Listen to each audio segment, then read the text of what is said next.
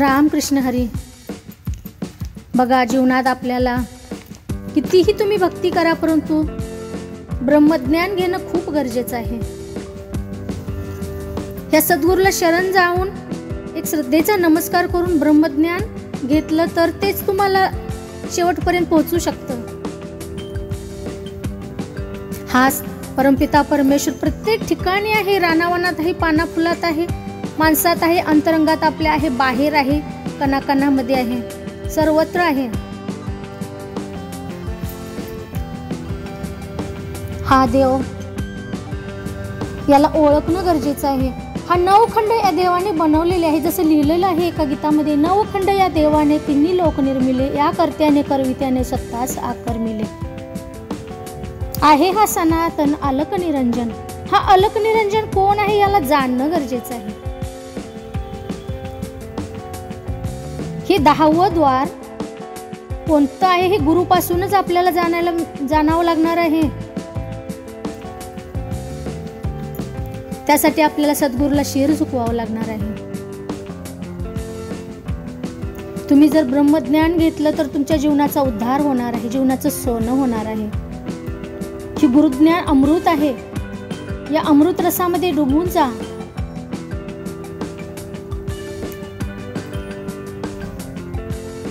बघा, एका गीतामध्ये लिहिलेलं आहे, सामोरी पाहता दृष्टी पडे हा देव माझा चोहीकडे. समोर आपण कोणतीही वस्तू पाहत असतो तेव्हा आपल्याला ती देवच दिसला पाहिजे. माणूस समोर आला कोणी, हा देवच आहे. पशु पक्षी आहे, सर्वत्र आपल्याला देवच दिसला पाहिजे. प्रत्येक घटामध्ये हा बसलेला आहे, त्याला जाणणं गरजेचं आहे. त्यासाठी आपल्याला सद्गुरूला शरण येणं गरजेचं आहे.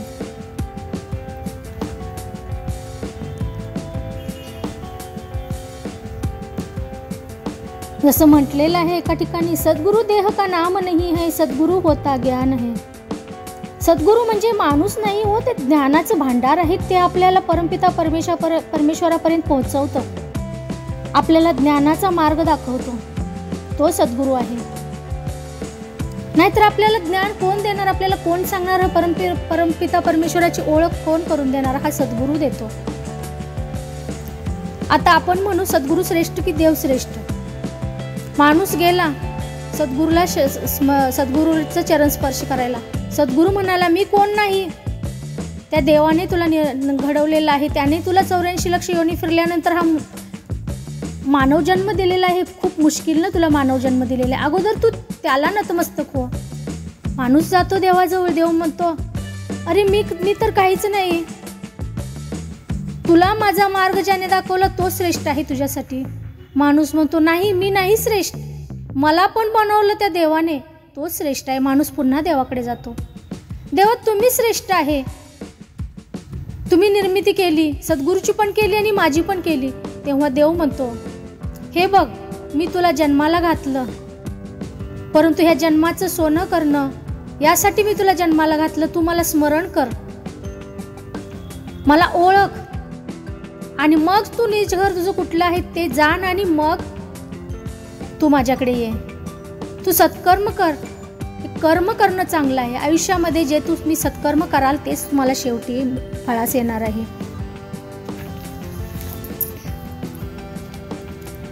बघा, सद्गुरू आपल्याला देव दाखवतो, कारण सद्गुरूला प्रथम स्थान आहे. जो देव दाखवतो, देवाची ओळख करून देतो. तू आलास कुठं, तू आहेस कोण, तू आलास कुठून आणि तू जाणार आहेस कुठं, याची आपल्याला मार्ग दाखवतो. तो खरा सद्गुरू आपला, तो आपला खरा देव. प्रत्येक काम करत असताना आपल्या सद्गुरूला स्मरून काम करायचं आहे.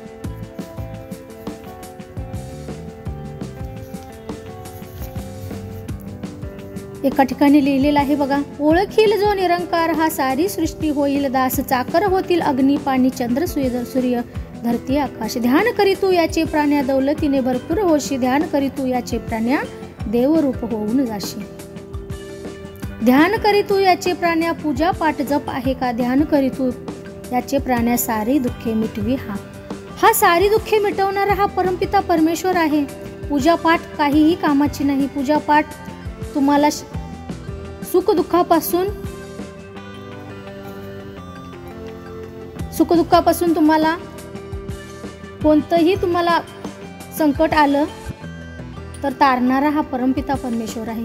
संकट तर सर्वावरतीच येतं हो, परंतु संकटातून सामोरे जाणं हा फक्त आणि फक्त सद्गुरू शिकवू शकतो. या सद्गुरूच्या वचनावरती चाललं की आपल्याला सर्व काही समजून जातं. तुम्ही किती पण बुद्धिमान असा, एक दिवस मृत्यू तुम्हाला नक्की येणार आणि मृत्यूचं भय तुम्हाला नक्की असणार. पण ही जीवनाची जी यात्रा आहे, ही जीवन यात्रा जर तुम्हाला चांगल्या मार्गाने व्यतीत करायची असेल तर तुम्हाला सद्गुरूला शरण जाणं गरजेचं आहे. या प्रभूच्या रंगामध्ये जो रंगला, या हरीच्या रंगामध्ये जो रंगला, तोच आयुष्यभर तरला जाईल. बघा, साधू संतांना किती त्रास दिले या समाजानं, परंतु कित्येकांना सुळावर चढवलं, अग्नीमध्ये जाळलं, तरी पण त्यांनी सर्व दुःख कष्ट सोसलंच ना हो.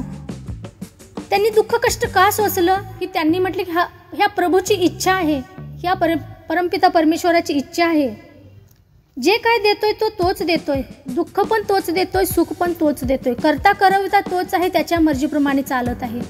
असा या साधू संतांचा भाव. त्यांनी अहंकार, राग, क्रोध, स्वार्थ, लोभ, मोहमाया, मत्सर सर्व काही काढून टाकलेलं असतं आपल्या अंगातून आणि फक्त ते सद्गुरूला शरण आलेले असतात. करता करविता जो आहे त्याच्या मर्जीने होत आहे असं समजून त्यांनी फक्त आणि फक्त सहनच केलं.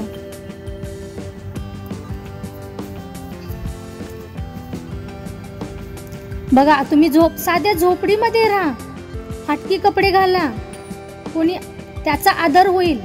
झोपडीमध्ये राहणारा साधा माणूस जरी असला आणि तो संतांच्या संगतीत बसला तर त्याचा खूप आदर होईल, कारण तो सद्गुरूच्या वचनावरती चालतो. आणि जो खूप श्रीमंत आहे, चांगल्या घरामध्ये बंगल्यात राहतो, परंतु त्याच्याकडे ज्ञान नसेल तर ते काय कामाचं आहे हो. ज्याची प्रभू सोबत प्रीत झाली तोच खरा ज्ञानी, खरा संत, त्याचा शेवट चांगलाच होणार आहे हो.